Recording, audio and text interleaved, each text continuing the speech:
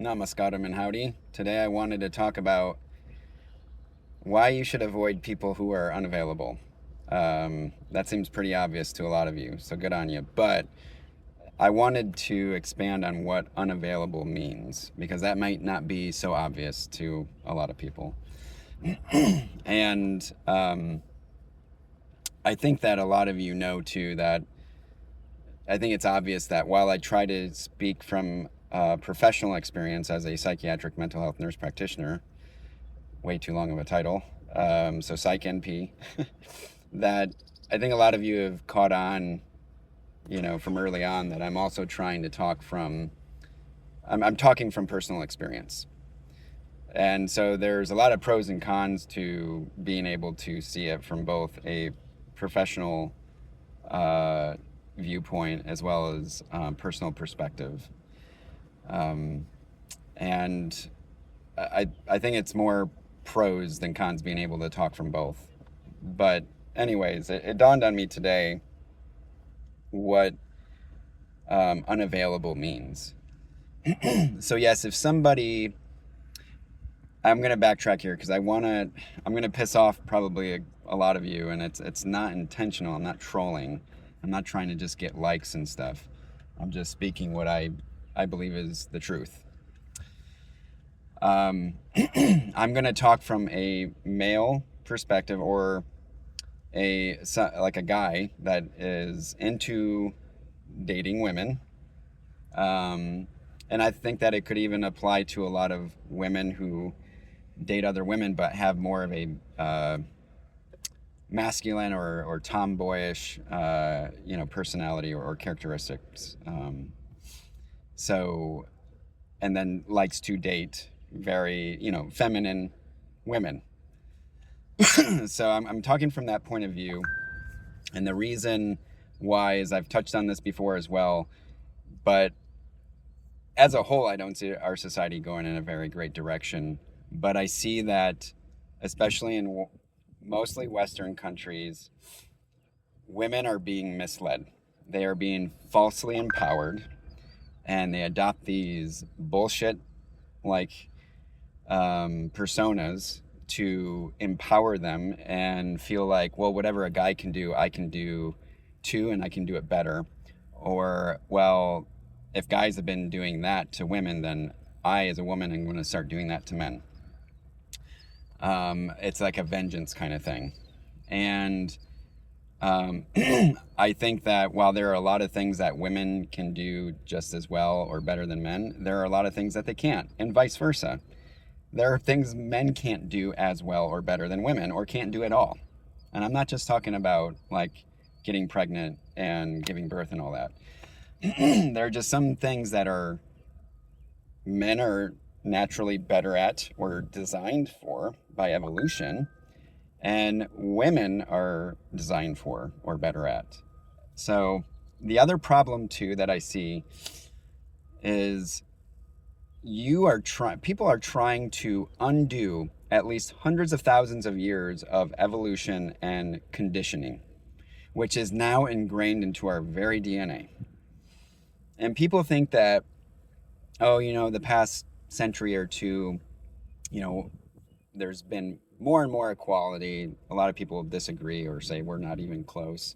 But compared to how things were 1,000, 2,000, 20,000, 100,000 years ago, it is shifted quite a bit. And even in the past 50 years, where there's been a reversal in many areas of life, especially in Western countries, people think like, oh, we should be way beyond that. We're more advanced, or we're more knowledgeable than people were back then, or we're able to break the chains of bondage and patriarchy and blah, blah, blah. Like that somehow we can just everybody should just move forward with that equity and equality crap mindset. The thing is, there's so much confusion out there. You see it every day. There's so much confusion, chaos. Divorce rates and relationship breakups are at an all-time high. Promiscuity is at an all-time high. The number of women, especially young women, women of all ages that have an OnlyFans account is ridiculous and like it's normal. Um, and I'm not trying to bash people who are doing um, sex work because they have to survive or support their kids. And there's really no other option or a whole lot of other options for them to do that. Because people got to do what they got to do. And if it's all consensual, I'm not one to judge, right? And I've known a lot of people that have been in that position, right? But a lot of people, a lot of women, especially younger women, think like, oh, there's not a big deal. It's not a big deal. And then, well, I'll be as promiscuous and blow through a bunch of guys, go have sex with, a few new guys every week, and that's not a big deal. The reason why I'm talking about this, and I kind of backtracked, is because this leads right in, it's like it's threading right into the same vein of why you need to be careful about people who are unavailable. So unavailable, yes, if they're married or in a relationship, that's pretty obvious, right? Um, and it doesn't stop a lot of people. And sometimes you're in a marriage or in a relationship that you're not happy in anymore. You meet somebody new, maybe you weren't even looking, and it happens. You either fall in love or you fall into lust or limerence. That's very, very common, especially in this day and age. Limerence, look it up. But and then especially with how easy it is to meet people either in public or online through social media, in the workplace, at the gym, whatever. It is hard. It is very difficult to stay within, a safe boundary of a relationship. And if it's already rocky or if people are already unhappy, it makes it like 10 times easier to have an affair or break up and go to another person. Okay? But that's pretty easy or obvious to spot, like that person's unavailable, because even if they're unhappy in a relationship, and I'll get to this, they're not available. Now, another way of or form of being unavailable are these people that are not mature. They have not, and what I mean by that is maybe they are an adult, they have a good job, they're a single parent, they're raising their kids, but they are being misled by this bullshit empowerment, have this inflated self of ego, and especially I'm talking about women that feel I don't need a man, but yet on the other hand, I do want a man to take care of me and treat me like a queen or a princess. That person's not available, because what they're looking for, first of all, what they're trying to do is not healthy, and it really doesn't truly exist, right? It's like that saying, you can't have your cake and eat it too. And that's exactly what's happening there. But then let's say, or let's just say someone's dealing with a lot of issues, depression, maybe substance abuse. Maybe they're still recovering from a truly abusive relationship, right? Or they've gone through some major upheaval in their life. So they left a marriage, they left a religion or a religious community or a church or whatever, right? That they had been born and raised in and lived, 20, 30, 40 plus years with that mindset. And they're recently going through that, I'm leaving this. So that person's unavailable, right? People that are recovering from addictions and stuff, that person's unavailable. And that's why a lot of those support, like AA and NA, like those groups say you really should not be involved while you're going through these, the beginning and going through all these stages, right, of recovery. You need to focus on you. And that's exactly what these people need to do, right? So all that means that this person is unavailable. And even with the person that seems like, again, they're mature in the sense that they can adult, right? Pay their bills, take care of their kids, have a good job. But if they're having this idea in their head that, and this goes for guys too. I've said this before. Guys should not be promiscuous and just blowing through like, a bunch of women like every week or every month or whatever. Like that's not healthy. That isn't good conduct.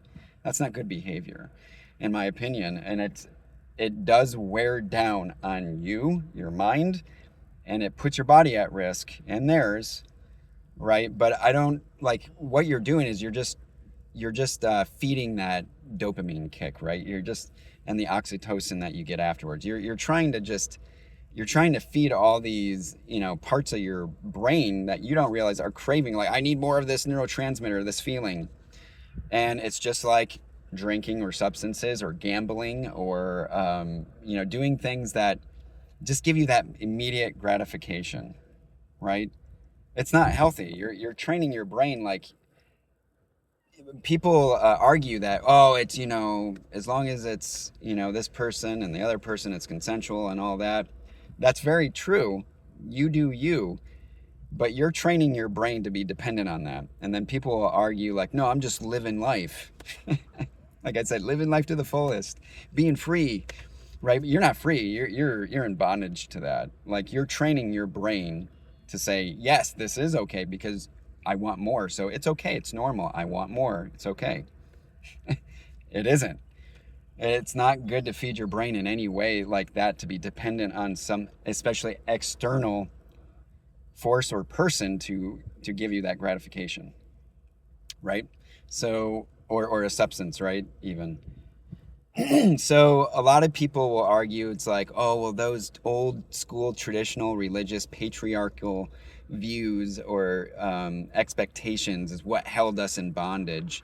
And I love sex and, I love men's appendages. So I'm going to go get me some because men have used women like that. Again, I'm not saying that's okay for men to go do that too. I'm not. But I don't think it's okay for you to think like, yeah, now it's my turn. And especially as women, I'm sorry, but in general, you are still physically not as strong and tough and built for violence like men are. And so you're putting yourself in danger that way, first of all. Then women and gay men who receive are they're you can look at the statistics. They are at higher risk for getting STDs because of those mucosal receptors and the mucosal linings of their cavities. Okay, so that's another one. And then you, especially if you are not barren and you're able to reproduce, are putting yourself at getting pregnant as well. And then especially if that guy's not going to stick around because you don't know him or you didn't really know him, didn't develop a trusting relationship, like you might be on your own. So there's just so many risks. And I mean, that's just how nature is. I'm not saying that's not a patriarchy thing. That's a biology. That's an evolution thing. And men who are dharmic should be protecting our communities, women and children especially, and the elderly, from predators like that and pieces of shit men who won't stand by a woman when he gets her pregnant. More men should be standing up, like, put that guy in check. Be like, you are going to man the fuck up and you're going to help that. Even if you guys are not going to be together, you are going to help rear that child and take care of that woman. I'm not saying completely, like they have to stay home and be a housewife and all that. That's not what I'm saying. And like protecting and providing, right? But you have to provide support as a man. But women, yes, you do have the choice of like, oh, do I want to be with this guy or date that guy? Or, I want to pursue this as a career or this as a hobby. You totally do. But you also have this added responsibility to make sure you're making wise decisions for yourself. So women that are, in my mind, right, that are falsely empowered with this bullshit persona, right, and blaming the patriarchy and men and the world, evolution, God, whatever, and then feeling empowered, Like, they're not available. That person is not available because they are not in their higher self. They are not living in reality with facts. They're not. They're they're they're living with their feelings and their ego and their hurt trauma. You know, whether it's real trauma or it's just butthurt feelings because they didn't like being born as a woman and then getting married and living in a marriage for 20 years, and then one day they wake up and they're like not happy anymore. But why I wanted to say, like, when you combine those two, when someone is in a relationship or a marriage and is going through some sort of midlife crisis or transition in life, that is the worst cocktail of unavailable woman right there, like, or person, because it affects men too, but I'm just talking from a man's perspective, interested in women. That is the worst cocktail to get involved with somebody. And here's why. Because they're unavailable and they're probably really confused, they need to heal, they need to figure out what they really want in life, who they really are, find their authentic self, and then live their most authentic life. That person's unavailable, right? And there's going to be confusion and chaos and hurt. And if you fall in love with somebody like that and vice versa, they fall in love with you, and then they start to say, you know what, I want to be free of this marriage or this relationship. I want to leave this religion or this church or this community. I want to leave, being a full-time mom and go to work or whatever it is. When they start making that transition, you're like the ferryman, like the boatman on a ferry. You're taking them, helping them from this side of troubled waters and uncertain troubled waters, and you're the boatman that's helping them get to the other side. And they might not even realize this. Okay, so give them a little bit of grace and understanding there, because a lot of people don't realize what they're doing and where they're operating from, because most of the time we're not operating from our higher self. We're operating out of fear, out of lust, greed, our egos, our trauma. So this person probably doesn't even realize they are using you as a springboard or as a ferryman to take them to the other side, to help them, because they want some certainty that it's going to be okay. So you're going to be their cheerleader and say, I'm proud of you for searching for your true self and what you really want, and not being stuck in a certain position that you're really, really unhappy with, or that's just unhealthy. So you're going to be their cheerleader. There's going to be I'm giving you attention and validation, like you're pretty, you're smart, you're funny. Especially if there is a sexual, physical relationship there, that's extra validation and gratification, right? To help them get out of the blues, right? And feel better. So that empowers them to think, oh, they don't even realize this, but when they start getting to the other side, oh, I don't really need this guy, because there are other men that I'm maybe more attracted to, or who are different and new to me, or who I would actually, now that I'm figuring out my values and my true likes and dislikes, I really want to try that. It's like, Baskin Robbins, like, oh, so many flavors, what do I do?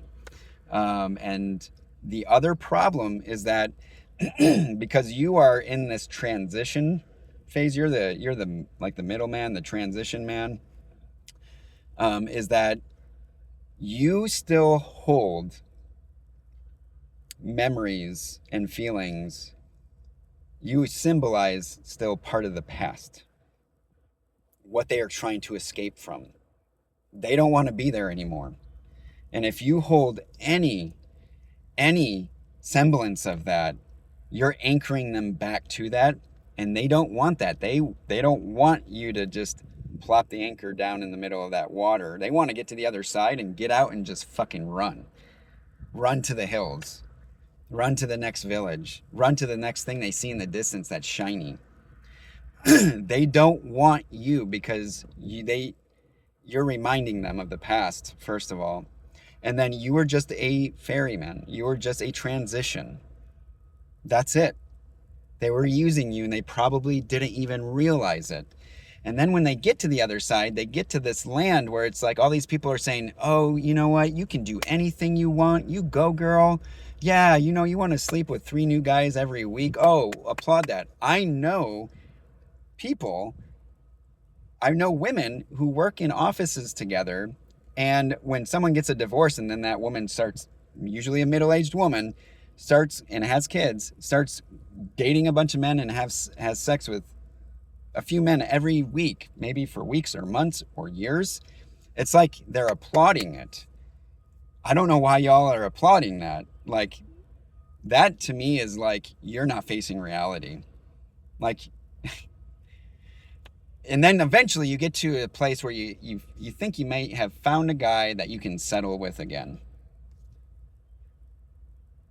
But I'm telling you, I said this the other day in a video, I know a lot of elderly people, all right, some of them already passed, and I've worked both personally and professionally, where the number one regret for these elderly people is not that they didn't make more money, that they didn't go on more trips, that they didn't accumulate more things, that they didn't date a bunch more, a lot of different people. It's that they didn't, first of all, find their most authentic self and live their most authentic life, and then 2, they didn't have better relationships with certain people, and that includes friendships. They didn't value certain people that they should have. That they treated some people bad who actually really loved them and really cared for them and would have been there for them through hell or high water, and they discarded them. Those are the 2 biggest regrets that older people have. Not all. I'm just saying it's usually that. It's usually one of those or both of those things. And people, it's too late by the time they think they're just, oh, I know what I'm doing. This is good for me. But there are a lot of people, and I've seen this both professionally and experienced it personally or vicariously through other people, where an unavailable person falls for a good guy. Let's say a woman falls for a good guy who adores her, loves her, wants to help her, through these uncertain times. And it's great all the way up until that person, that woman, becomes available on the market. So they move out, they get a divorce or leave their boyfriend or whatever, right? They leave a certain group, like a religious group or community or church, and then they're free. And then it's almost like they had like a blindfold on with like little holes in it, so they could kind of see like, oh, that's good, and here's this guy right in front of me, and oh man, he's making me feel like $1,000,000. But then like the blindfold comes off and it's like, oh my God, so many shiny things, and they're like, adios, dude, it was fun knowing you. And so they'll either start to go cold, and maybe bitter and resentful towards you, or they will put you in the friend zone, or they will start gaslighting you and rewriting history. They will become revisionists and rewrite history and say, you're the one that like ruined my marriage or relationship. You're trying to control me just like the other, people have or other guys have. You're this, and this. And they'll call you every name in the book, and they'll blame shift all of their problems and stress onto you, even though you were the guy or the person that was there for them when they were in really uncertain, rocky times or going through a transition or an upheaval, and you were holding their hand. You were their biggest cheerleader, and until they got to the other side, and you even probably stayed with them for a long time, because you're like, okay, they're just going through a rough patch. They don't mean this, once things calm down, they'll come to their senses. They'll have good head, heart, body, spirit alignment again. So you keep holding on, hoping. And you put up with their bullshit and their abuse, their verbal or emotional abuse, or just unhealthy behaviors and attitudes towards you. until they really hurt you one day, until they betray you big time, cheat on you, find someone else, or they just cut you off completely and treat you like you didn't exist, remove every trace of you. And then you're like, whoa, what the, right? And again, this is what I've said in many videos before. You have to pay attention to their, not the potential, not what you see deep down, or how they were in the past to you, or how they treat other people. You need to pay attention to the reality of the situation, their actual behaviors, especially towards you. All right? If they're not treating you well anymore, consistently, and they're treating other people better, friend, they were just using you, and they don't even like you anymore. Again, deep down they might, their soul loves your soul, but there's so many layers of crap, false empowerment, BS personas, trauma, defense mechanisms, you name it. This craving for dopamine and oxytocin and serotonin, like all this adrenaline, even if they're adrenaline junkie. They don't even know it. They don't even recognize what they're doing. And those defense mechanisms are going to tell them, whisper into the ear, no, that he's unhealthy. Just like all those other people have said, all these other women have said, he's one of the bad guys. No, just, you're doing okay. Keep going. Right? Because our egos don't want to face the ugliness inside and the hard things, the hurt, the pain, right? The hard truths. It doesn't. It wants to be inflated and be like, I know what I'm doing. So my recommendation, do recognize all the kinds of unavailable people, men or women, and avoid them. Like, from a very far distance, be supportive. But if you notice that you are sexually, romantically very attracted to them and they're unavailable, I would say that it's very rare that somebody can just keep those barriers, those boundaries, like reinforce and not cross them. Especially when you start to really be intimate, like emotionally with somebody, spiritually, emotionally with somebody, those lines get blurred. So my recommendation is you got to pull back. Let them go through this. Some people might revert to going back into the closet. I'm not talking about homosexuality like that. That's part of it, I guess, for some people, but I'm just saying they might go and just, put their blinders back on and like, oh, it's too hard. I'll just stay in this, this hole in bondage. And other people might just like come out swinging and be like, I don't give a fuck. Like, I'm just going to do me and live my life to the fullest, man. Yeah.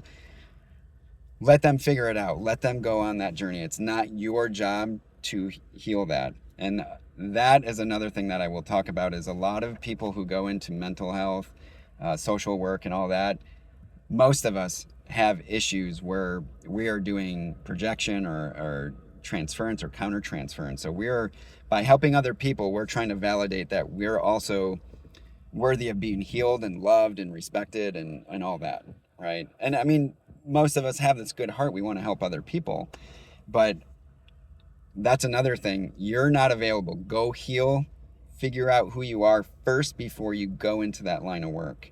That is my second recommendation. So if you're thinking about doing that, work on yourself first. Please do that. Please, because what I see a lot is, like, especially women and mental health counselors, psychologists, psychiatrists, social workers that are helping other women, is that they're feeding into that delusional denial that, like, yeah, you're an empowered woman, you can go do whatever you want, like, just like a guy does. It's not okay. It's not. It's delulu. It's delulu. And a lot of these women, and men and women in general, who are living that kind of delusional denial, false sense of empowerment, have bullshit, personas, they're going to have major regrets at the end of their life. Major. But a lot of people who are in that camp are going to point out, like, say to me, oh, Arjun, Justin, you're a toxic man. You're bitter. You're resentful. You don't know what you're talking about. And especially when they look at my failings in life, because I have failed many times. I'm not trying to hide that. we I've failed many times. I have my weaknesses. I have my setbacks. I still have things that I'm working on. I know this. I can admit to that, and I'm trying to actively work on it. But they'll point that out and say, "See, you're not successful. Like these other guys or, people, they're successful." No, those people are living in delusional denial with bullshit, empowered personas. And those are the people that are going to have major regrets later on in life. I'm living my most authentic self, or trying to. So criticize me all you want, but if you're in that camp, you are not going to be happy at the end of your life, on your deathbed, or when you know that your time is coming up soon. Oh, what have I done? Right? And I can tell you this, there are lots of people out there who circle back to me, and I know other people like this, circle back to me every, couple few years. And things did not end well between us because they're one of those unavailable people that are still dealing with delulu or confused and falsely empowered, who know deep down, you know what? I think he might have been right. And how I treated him, that wasn't so good. So they'll come back acting like nothing happened. Or they'll be seeking oh, I'm sorry. But they're not really sorry. They're just feeding their ego, so then no, you're okay. Just say you're sorry. If he accepts it, you're good. Keep moving on. Right? Very few of them have come to this realization, oh my God, what have I been doing with my life? I treated this person or that person so freaking poorly. I was so selfish. I was in such denial. I realize now the error of my ways, and I'm sorry, not just to this person, but to myself and to everybody else that's affected. Very few people do that. Very few. And so it becomes this cycle for people where every few months, few years, the cycle starts up where their higher self is saying, you're not really living your most authentic life. Starts creeping in, starts chipping away at that ego and their defense mechanisms. And then they make a little bit of an attempt, right, to salvage, to make amends, whatever, or to even try to get that person back. But it's not because they have come into their higher self and realized, I really, really love this person. And I know I lost a gem, a diamond in this world when I discarded them. Very few truly realize that, and they're just he or she treated me so nice and was always there for me. And right now I'm just in this, uncertain time again. Well, I know this person probably will still be there for me. And they use you again. You have to be able to recognize when someone's available for an actual relationship, friendship, right? A serious interpersonal connection. I'm going to leave it there. This was a longer talk than I intended. I haven't done one in a while, but I feel like a lot of us, we will fall into this trap with these people who are unavailable. Don't fall into the trap. Learn to recognize the trap first. Reinforce your boundaries. Wish them the best from a very far distance. And you go about your way of healing and let them do that for themselves. And if God, universe wants to bring you back together in your higher selves, that's up to you. But I'm going to tell you, most of the time when they come back into your life, they're still not there yet. They're not. So love yourself, wish and pray them the best as well in healing, and then just go about your way. That's my suggestion. Best to you all. I will talk to you the next time.